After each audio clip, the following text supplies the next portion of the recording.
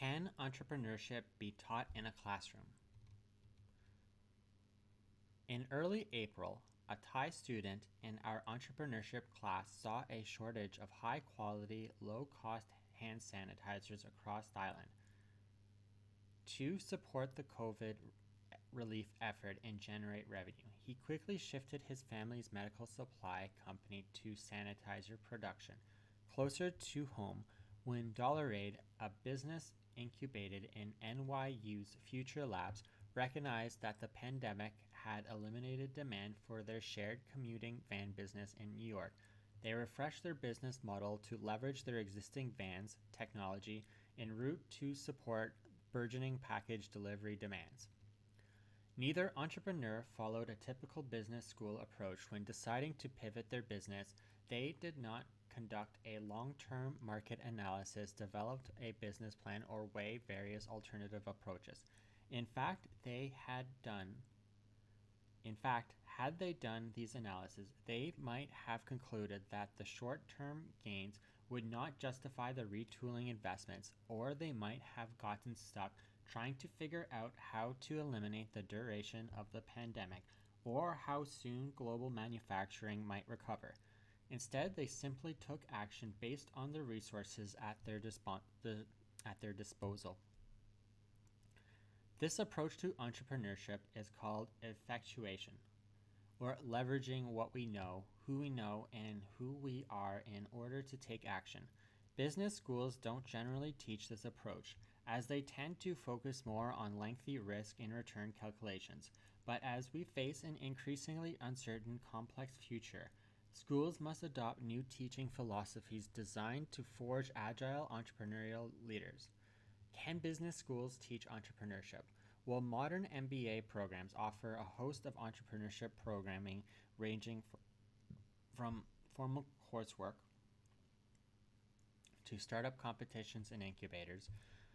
There is a great degree of skepticism around the idea that entrepreneurship can be taught by academics in a classroom.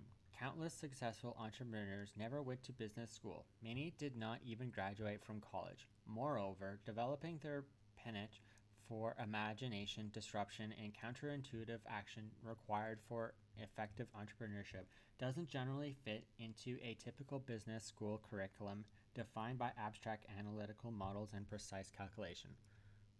Nevertheless, many schools feel that there is still a place for formal education in the world of entrepreneurship, and have taken steps to update their offerings to meet the needs of today's students. In a recent study, we looked at 3 top North American MBA programs to better understand how they are approaching this challenge. In an industry where programs are prone to mimicking one another, we found these programs broke the mold in developing their own philosophies in teaching entrepreneurship. The first approach we observed focusing on instilling an appreciation for the value of real-life experience with an operating theater classroom setup. The University of Toronto Rotman School of Management converted their entrepreneurship classroom into a medical school-style operating theater, where students sit in a large auditorium and watch as professors perform surgery not on a human body but on a startup. In Rotman's Creative Destruction Lab, a panel of established entrepreneurs joined the professor in poking and prodding at these startups, helping students absorb the intuition that entrepreneurship skills can only be developed through experience. Other business schools have adopted similar programs, such as NYU Stern Endless Frontier Labs, which share Rotman's focus on entrepreneurial learning. The second approach we observed focused on rewiring students to take action instead of falling into analysis paralysis. We have a voice in our heads that says, "What if this goes wrong?" or "How do I manage this risk?" Imagine the power of an education that helps you quiet those voices and instead says, "What if it goes right?" The University of Virginia's Darden School of Business is the birthplace of effectual entrepreneurship, an approach that invites students to recognize their existing entrepreneurial resources and accept a certain amount of risk. This mindset is antithetical to a more controversial business school approach that emphasizes minimizing risk. Additionally, while the business world is often known for its cutthroat, fiercely competitive nature, Darden's program instills in students an appreciation for the power of collaborative innovation by encouraging students to share ideas openly with their peers and tap into diverse insights and perspectives to co-create entrepreneurial ventures.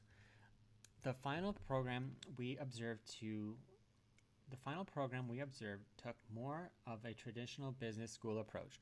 Our research suggests that the University of Pennsylvania Wharton School continues to emphasize the types of resources and risk optimization approaches that are more characteristic of the rest of the business school world. This approach is grounded in the idea that business schools should teach entrepreneurship in a similar way to how other subjects are taught, by providing students with an analytical models and tools from published academic research on new ventures creation.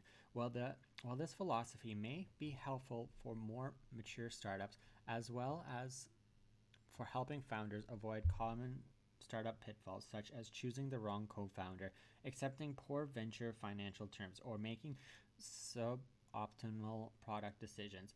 It's less useful for entrepreneurs dealing with extreme uncertainty. Educate MBA students and embrace an unknown future.